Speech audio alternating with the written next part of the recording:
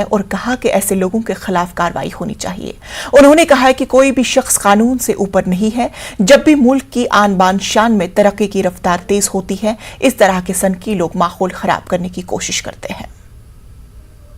देखिए, जो भी इस तरह की दिक्कत क्या हुई है कि जब भी देश की आन बान शान बढ़ती है, देश का सम्मान बढ़ता है, तो कुछ इस तरह के सनकी लोग होते हैं जिनका इस तरह की खुराफात भी बढ़ती है, और उसके लिए जो भी इस तरह के हैं उनकी कार्रवाई उनके खिलाफ होनी चाहिए और होती है। लेकिन सर जो है भैया देखो, इसमें जो कानून है अपना काम करेगा, कोई भी व्यक्ति कानून से ऊपर नहीं है। लखनऊ में इलेक्शन कमीशन की प्रेस कॉन्फ्रेंस हुई, जिसमें इलेक्शन कमीशन ने इंतखाबात शफाफ तरीके से कराने की बात कही। इलेक्शन कमीशन के यूपी दौरे के आखिरी दिन कई सियासी पार्टियों से मुलाकात हुई, साथ ही यूपी के तमाम जीएम्स के साथ मुलाकात हुई। इलेक्शन कमीशन ने कहा कि तमाम पार्टियां इंतखाबात चाहती हैं, इसलिए कमीशन शफाफ चुनाव के लिए पाबंद है और वक्त पर इंतखाब होगा। आप सबको विदित है कि उत्तर प्रदेश में राज्य में विधानसभा का कार्यकाल 14 मई 2022 को समाप्त हो रहा है।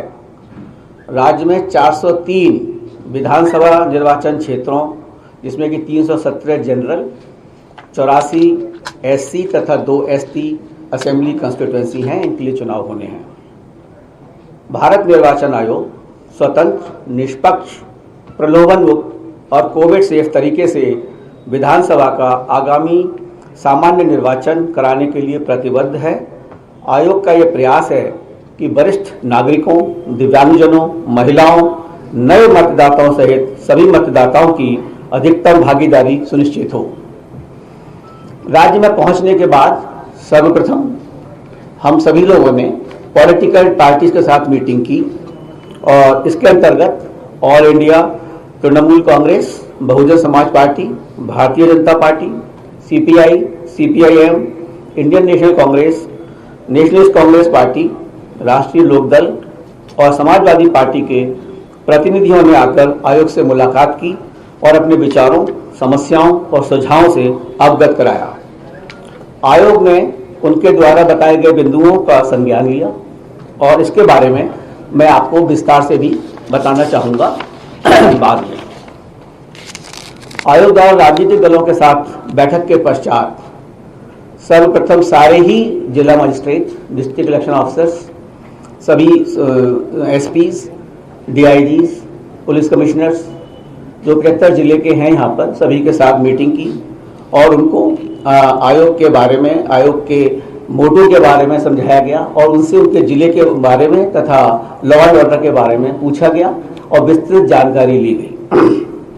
उनको इस बात से पूरी तरह अवगत कराया गया है कि मतदाता जागरूकता, महिलाओं, दिव्यांग, वरिष्ठ मतदाताओं के लिए मतदान केंद्रों की व्यवस्था, सुरक्षा व्यवस्था, कोविड सेफ्टी व्यवस्था तथा जितनी भी अन्य महत्वपूर्ण चीजें हैं उनको इसके बारे में पूर्णतः अवगत कराया गया और उनको इसके बारे में उनसे संज्ञान भी लिया गया।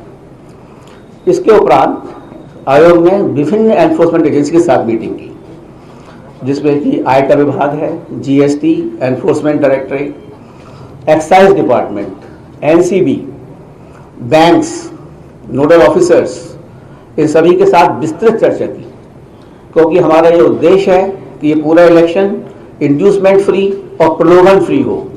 इसके लिए उनकी बहुत ही एक मीटिंग ली गई, जिसमें उनको सख्त निर्देश दिए गए हैं कि किसी तरह का भी प्रलोभन और किसी तरह का भी एक्साइज डिस्ट्रीब्यूशन, मादक पदार्थों का डिस्ट्रीब्यूशन, फ्री वीज डिस्ट्रीब्यूशन किसी तरह से भी ना हो पाए।